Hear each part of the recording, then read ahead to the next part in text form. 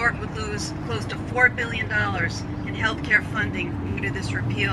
$3 million would be in Broome County alone. Look, the legislature is monitoring this. You know how the Assembly feels. We want a single-payer system and voted for it many times. I want that. Everyone wants that, but we're just not there yet. But we have certainly staked our claim by voting for that to make sure we keep that conversation alive. But in the meantime, we're monitoring this. We don't want anybody to get hurt. We're, of course, going to do our best to protect New York citizens. But this is a huge impact on New York State, and it's unconscionable that we're even having this conversation at this point. It's unconscionable. So I am going to be with you.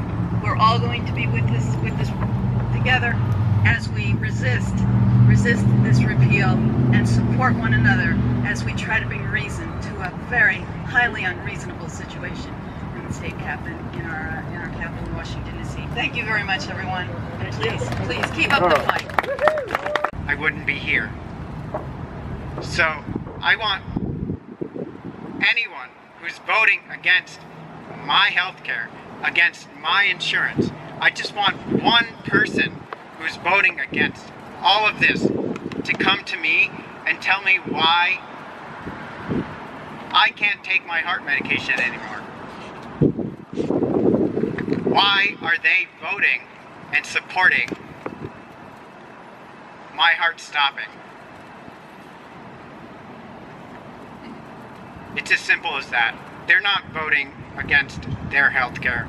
They're voting against my health care. Thank you. Thank you.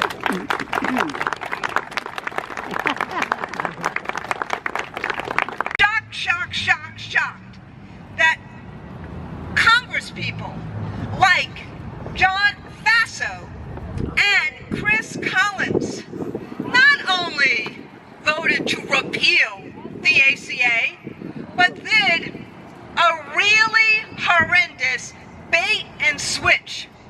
Because New York, as a state, has had one of the most generous Medicaid and Medicare formulas of all the states in the nation.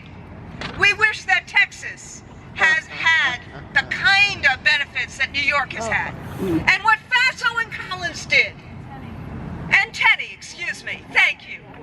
See, we're always going to be schooled by Donna and Teddy.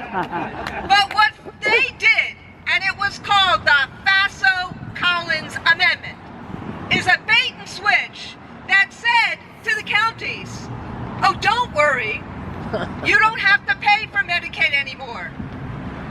The state will assume it. Which would have meant that in New York State, there wouldn't have just been the $4 billion cut in Medicaid.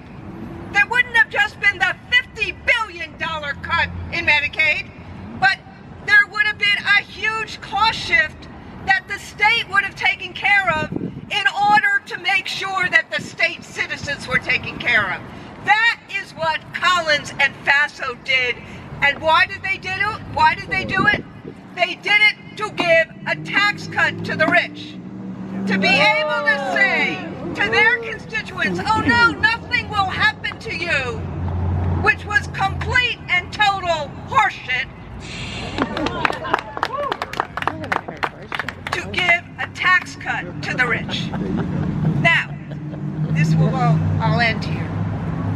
Yes, because of all these stories and because of all the work that people did all throughout the country, and we as the AFT, by the way, with almost 1.7 million members now, we are the second largest nurse union. People know us as an education union. Thousands of our members were out there calling our representatives, knocking on doors, telling these kind of stories. So, we missed an existential threat by one vote. It doesn't mean that the president is not going to try again. It doesn't mean he's not going to try to sabotage health care. It doesn't mean they're not going to try and hurt people in order to give rich folks a tax break. So we need to be extra vigilant. We need to keep this fight up. And we need to talk to our neighbors and our friends and our community members about what the stakes are here. The people who voted for Donald Trump voted for him because they thought he was going to change things for the better. What he did in terms of health care was to try to take it away from the good people in the United States that really, really need it, to give people that don't need shit. Excuse me. That don't need anything. That's right. We need all of us to keep up the fight, and I'm asking you, will you keep up the fight? Yeah. Will you keep up the fight? Yeah. Will you make sure you educate people about what this fight is about? Yeah. Will you organize people? Yeah. Will you mobilize people? Yeah. Will you get people out to vote? Yeah. Thank you. You gotta come up here and show All it. right. Thank you so much, Randy, and thank you for coming to Binghamton. I always heard what a powerful speaker she was, and she certainly is. I'm going to turn us back over to Anta Gunn, who's going to tell us ways that we can really organize, mobilize, educate. Starting with asking a question. And my question is, are you a leader? I'm going to ask again. Yes. Are you a leader? Yes. Are you a leader? Yes. If you are a leader, I'm going to need you to do what leaders do. Leaders do three things. Three simple things.